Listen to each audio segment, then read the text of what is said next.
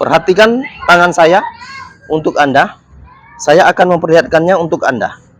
Oke, ini tinggal dimasukkan rel ini ke bagian tirai, dan sehingga dia menjadi gorden. Oke, lihatlah, ini adalah gorden.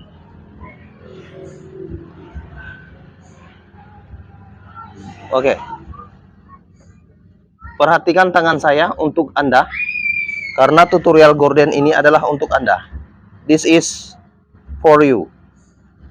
Oke, lihatlah tutorial ini untuk Anda. Oke, perhatikan tangan saya untuk Anda. Ini adalah tutorial gordennya. Harapan saya Anda bisa bagikan video ini dan pelajari video tutorial gorden, karena ini adalah untuk Anda. Oke, harapan saya Anda bisa mempelajari ini. Ini adalah tutorial gorden. Oke, lihatlah. Oke, ini adalah bentuknya. Bentuk dari tutorial gorden.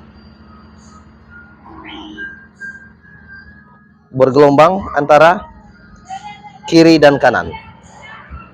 Oke, ini adalah bentuknya. Bentuk dari tutorial gorden. Oke, terima kasih. Gorden satu kaca, lebarnya 1 meter. Thank you. Salam tutorial gorden. I love you.